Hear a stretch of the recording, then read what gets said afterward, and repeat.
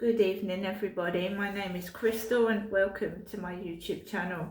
It's roughly 9:10 in the evening.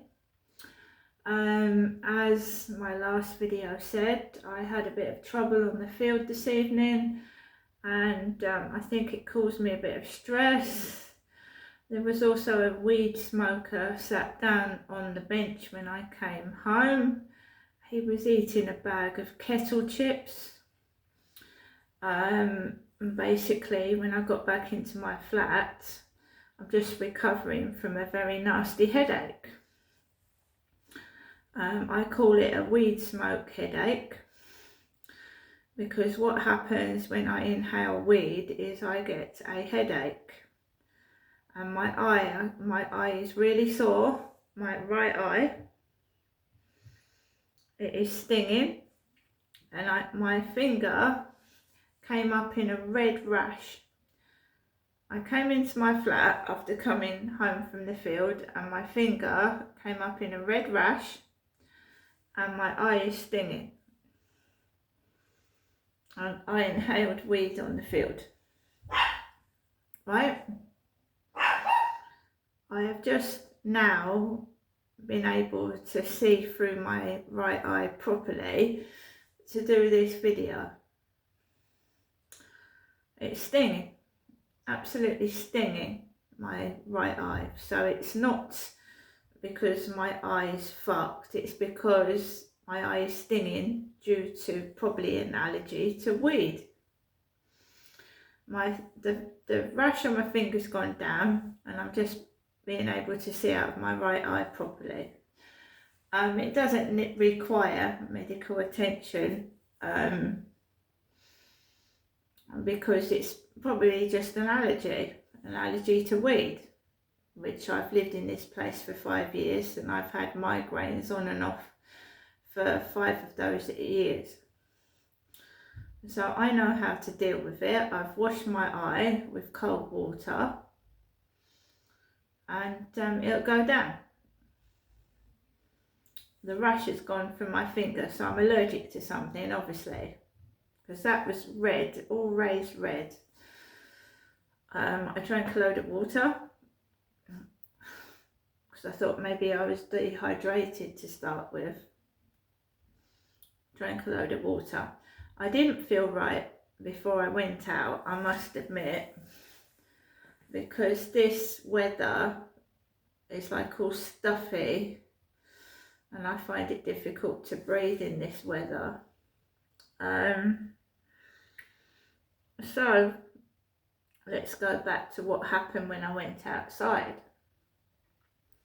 Why it turned nasty this evening, I don't know. I've just been indoors in my home, minding my own business.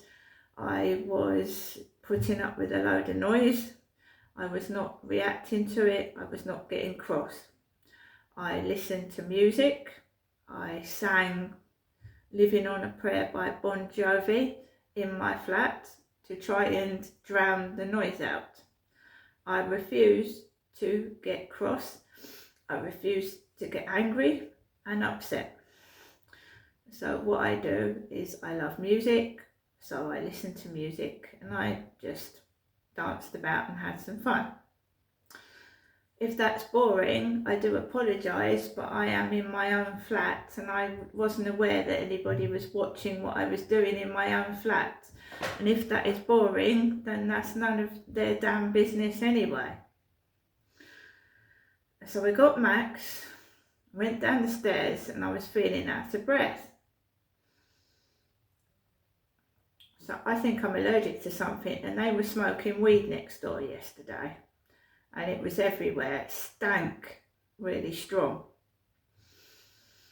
So I went out, went down the stairs. I need to get out of this place ASAP. So I went down the stairs and I was narrating as I was going down the stairs. I was talking to the camera. I went out of the building and somebody started coughing right opposite my block. And it was a bloke. Fake cough. stay up. You know, it's like witchcraft. I get sick, I get ill. These gang stalking nuisances.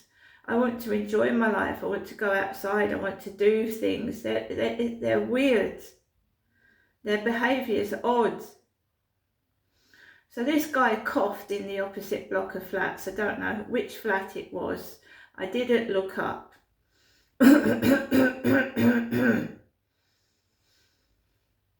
Went round the back of the flats towards the Rochester Riverside office. And this bloke that looked like my son, great big guy, like the bodybuilder type, comes out of the block of the flats at the top and runs across to a car. And I don't feel too good and I don't want to get knocked over. So I ran. And I got onto the path before he drove off. Then I turned round and there was a woman stood outside the co-op. And she went, you know, I turned the camera around like I do. And then I started walking onto the field. And I just thought it was odd. There's usually people everywhere. There's usually people walking dogs coming back off. There's a guy with a black dog that walks on that field at the same time. And it was empty of adults. Empty of adults. There was 3 youths sat on the bench. They clocked me and they went, boring, really loudly. Boring, really, really loudly. I muttered F off under my breath. And then I turned round, walked away from the youths, and I carried on walking. And one of them went, like, aren't you going to do something? Just carried on, ignoring them. Walked max. There was no other adults on the field, no one at all. It was odd, it was like it was a setup, one of these stage scenarios. And walked around the field. And then one of them was on a bicycle, and there was 2 others. And I thought, right, I'm going to walk across the field because there's no way he's going to be able to ride that bicycle onto the top of the hill part. And I went out of the way. And they were shouting behind me and I just ignored it. I don't even know what they said. And as I was coming off the field, there was a bloke sat on a bench and he was eating kettle chips. And I could swear I could smell weed. There's a guy that normally sits there at night and just smokes weed. And I walked off. And at that time I didn't feel sick, ill, or dizzy or faint. And I managed to get home. But there was a red car and it was turning round. You see, when I inhale weed, it gives me a headache and I can't see. So I had to be careful that me and Max didn't get run over. I think it was jealousy because when I went out this afternoon, there was a very nice couple that talked to me and the lady stroked Max. And I think it's just people that are jealous and spiteful. And I've got to be careful they don't hurt him. He's harmless. He barks to protect me. He's harmless. The lady picked him up. She actually picked him up and held him. He did nothing to her. He's harmless, but he'll bark to protect me. That's all what dogs do. And he's always on the lead. When I'm coming home, he's on the lead. He's not going to jump on anybody because he's on the lead. Right? So they are putting my life in danger by driving recklessly. When I went out this morning, there was a grey car speeding up the road. If there had been a child in the road, that car would have knocked that child clean over and possibly killed it. Too fast.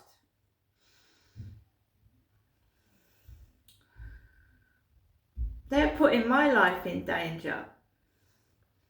There was a Harvey Utilities van, again, Harvey, Harvey, outside the Rochester Riverside office. Right, I do intend to pursue these two social workers. If they do not do anything to help me, I'm going to report them to the police. Right? The one's left her email with her name on it. So, coming back down the back of the flats, there was a black guy with a white car. He had 2 children and they were running around willy-nilly by the car, and Max barked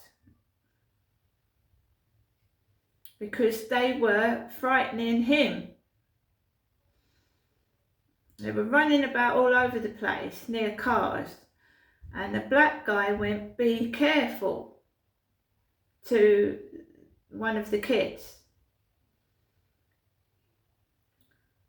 Max was on the lead, he was right by me. His kids were darting all over the place, and you know, you should watch what your children are doing, to be quite honest. Running around near cars, you know what I mean? I turned round, I came back into the flats, and my next door neighbours, I could hear them. Right, I could hear them. The ones that were smoking weed yesterday, I could hear them talking as I was coming into my flat. And I felt dizzy. And so, you know, they smoke weed. And if there's traces of it on them, I'm going to get sick. It's going to make me feel ill. Living next door to weed smokers. So I have just had a headache, and I'm doing this video with a sore eye. A stinging sore eye. They're banging and thumping the ceiling upstairs. They've been doing it all day. He's been indoors all day with those kids, and they've been running up and down and banging about all day. Before I got a headache, I went into my mother's voicemail, Jennifer's voicemail, and she was rambling on about, I hope that she hopes that I've had a good day, and that she's waiting for me to contact her to speak to her. And just after that phone call is when I got the migraine, the headache, the visual disturbances, after I'd gone into the voicemail and listened to what she said. There was a small red car. I've taped it all. I taped my journey from start to finish. I recorded it. There was a red car parked in a stupid position. A small red car parked stupidly in a silly place when I came home, like my dad's Toyota Starlet that was scrapped and sold for 20 quid. I came into the flats, like I said, my mum called, I got the migraine straight afterwards. There was a message from my son about Gary Delaney, Gary, G-A-R-Y, Delaney, D-E-L-A-N-E-Y, and he was telling a joke about a bloke's penis. A bloke's penis. And I haven't got a penis. I'm only telling you bit by bit. They're all picking on me. I'm not Derek.